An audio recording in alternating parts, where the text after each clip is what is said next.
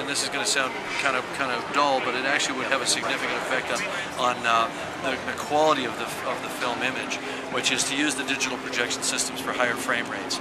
That is James Cameron talking about high frame rate technology on the red carpet. Not in 2022, but in 2009. He had just released the first Avatar. It was praised by many for revolutionizing the cinematic experience with 3D, while running at the standard 24 frames per second. But the director wasn't completely happy with the frame rate choice. Later in the interview, Cameron says the 24 frames per second display rate is a 20th century idea, but is his opinion actually true?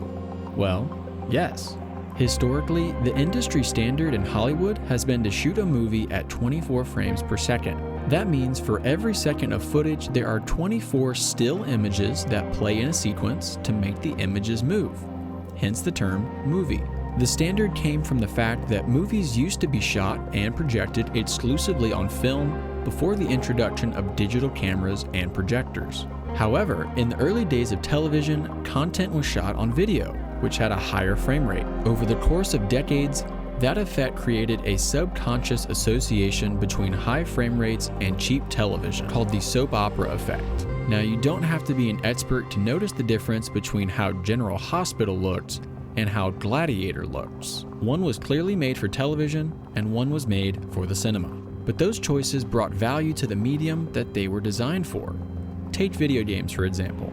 High frame rates are actually highly valued in entertainment spaces like the video game industry. In gaming, 60 frames per second or even higher is desirable for visual and competitive reasons. But do game designers, TV producers, and filmmakers have to stay in their lanes when it comes to how they create? Apparently, not forever. The point of this video is to talk about why Avatar 2 is such a big deal from the filmmaker's perspective, and the fact that James Cameron did not want his movie to be conventional. It's crazy how 13 years ago he already had the desire to push the boundaries of the industry, and in the process, push people's buttons a little bit. A majority of Avatar 2 was shot in 48 frames per second, specifically the underwater scenes and all of the action. With IMAX projectors and high frame rate technology in theaters now, many people got to experience that higher frame rate visually. For a 3D adventure film like this, there's a lot of fast-paced action and quick camera movements that were expected, and in 24 frames per second, that can create a level of motion blur. By using high frame rate technology, or HFR for short, the goal was to enhance the visual experience by increasing the clarity and the smoothness of the motion. And The Way of Water is getting lots of attention for doing just that. But James Cameron isn't the first director to make a splash with HFR. Get it? Water, splash? Alright. Peter Jackson's Hobbit trilogy and Ang Lee's Gemini Man are two examples that were largely criticized for how HFR made them look cheap. Peter Jackson is the highly acclaimed director of the Lord of the Rings trilogy. He wanted to push the envelope with the prequel Hobbit trilogy, but received a lot of backlash for it. Jackson stands by his decision of using HFR technology and seems to be on the same page with directors like James Cameron about the future of filmmaking. To say that 100 years ago, movies were black and white, they were silent, they were 16 frames a second, okay? And so 100 years from now, what are they going to be? I don't know, and we just do not know what form films are going to be in 100 years' time, but I think you can absolutely guarantee they're not going to be 24 frames a second, and they're not going to be 2D. So at what point between now and 100 years do these advances actually happen? So we have two revolutionary directors saying the same thing. High frame rate and 3D are the future of movies. Now, 3D movies have been around for decades, but it wasn't until 2009 that a 3D blockbuster was a big hit at the box office. In fact, it was the biggest hit at the box office ever.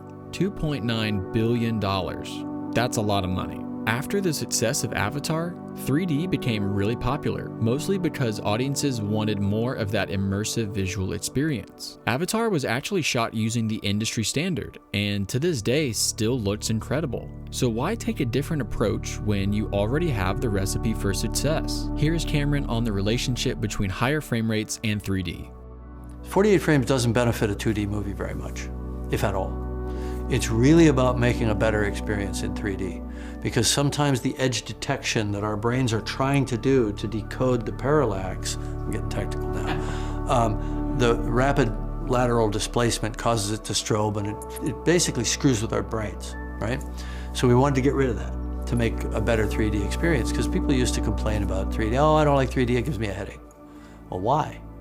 Well, you drill down on it, this is why. It's that strobing. The 48 takes that out. By pushing 3D even further again with selective use of HFR on Avatar 2, Cameron is saying 3D movies are worth another look if the technology is taken seriously. In a lot of ways, The Way of Water wasn't made like a normal movie. Motion capture underwater, actors breaking records, HFR and 3D working seamlessly together, and that is why Avatar 2 is such a big deal. Hey, subscribe to the channel if you got value from this video. Also give it a like so it can spread to more people. Here's more content on my channel about Avatar 2, and I'll see y'all later.